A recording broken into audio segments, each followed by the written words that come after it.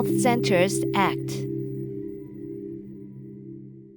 In December 1956, the establishment of a network of health centers began with the enactment of the Health Centers Act.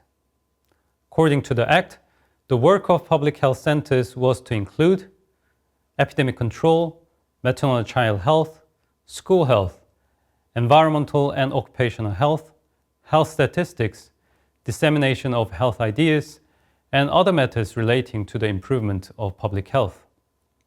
With the enactment, more than 500 health clinics scattered throughout the country were upgraded to health centers.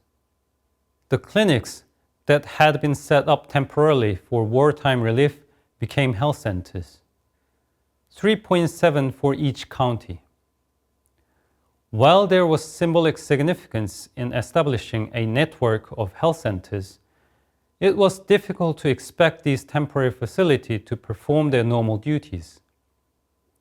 The clinics were temporary and often only equipped to provide simple medical service, not the wide range of preventive medicine service that the network was intended to provide. Furthermore, the rapid proliferation of clinics meant that most did not have adequate budget or staffing. The large disparity in remuneration from private healthcare providers was also a major barrier to staffing. The nursing staff who were deployed in health centers had a wide range of responsibilities, such as the provision of maternal and child health service, health education, and communicable disease control, immunization, and treatments, including home, school, and workplace visits. A key role of public health nursing was home visiting. Home visits were a way of ensuring that health service could reach the household level of the community, while at the same time providing information about the health status and socio-economic needs of the community that could not be collected in health centers. While the enactment of Health Centers Act was significant in terms of laying the material and administrative foundation for primary health care, it can be assessed ambivalently as to whether it actually became an adequate conduit for the delivery of health service in the country. The abolition of the postgraduate nursing course in 1957, which had contributed to the training of key personnel, not only in public health nursing, but also in health centers, was emblematic of this. This was an event that coincided with a change in health education and the aid system at the time. With the reorganization of the former Central Health Center into the District Health Center, public health nursing education became a responsibility of the National Institute of Health and the newly established Seoul National University Graduate School of Health. In addition, the opening of the National Medical Center in 1957 and the establishment of other university courses also had a significant impact on public health nursing education. The transfer of public health nursing education to educational institutes such as universities separated practical education from theoretical, which had previously been taught together within the space of the health center. Furthermore, educational institutions such as universities were limited by the fact that they did not have their own transport to take students to health centers for clinical training. Also, as educators were replaced from health center workers and nurses to medical doctors and professors, nursing education was rapidly reoriented toward theory, which was at odds with the health center's basic ideology of mediating between the institution and the home through practical activities such as home visits. Outcome of primary health. After liberation, the U.S. military government reorganized Korean medical administration as sought to spread a new concept of public health to the people.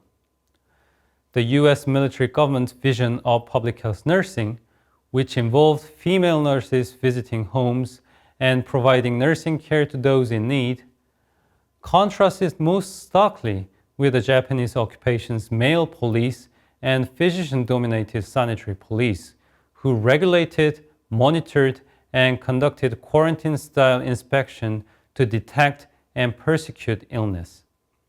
In other words, the new US concept of public health and its activities represented a marked break with the past. From the previous experience with public health nursing, aid agencies realized that it was an efficient means to allocate healthcare resources to communities within limited resource and ultimately contain healthcare expenditure. However, during the war and post-war recovery, as treatment and epidemic prevention emerged as pressing issues, public health nursing's broader mission of community health promotion was more limited. A number of practical constraints existed.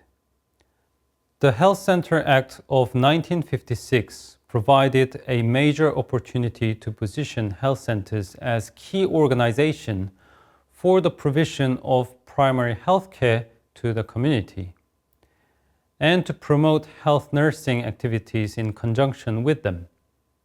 However, the actual expansion of the network of health centers and the concrete implementation of health projects within them suffered from many setbacks, as it was not until 1960s that the actual implementation of the Act took place. In the absence of adequate financial support, health centers were forced to focus on the curative activities for which they could collect fees rather than on preventive activities that consume their budgets. And this was also true for the personnel deployed in the centers. The gap between the Health Center Act and actual health center operations illustrates one aspect of Korean healthcare in the 1950s after liberation. It was compromise and trade-offs. There were efforts to envision a new health system that moved away from the coercive sanitation policies of the past and to incorporate broader values of health into medicine through community involvement. But these ideas had to be compromised within the political, economic, and social turmoil that followed the liberation and the destructive force of Korean War.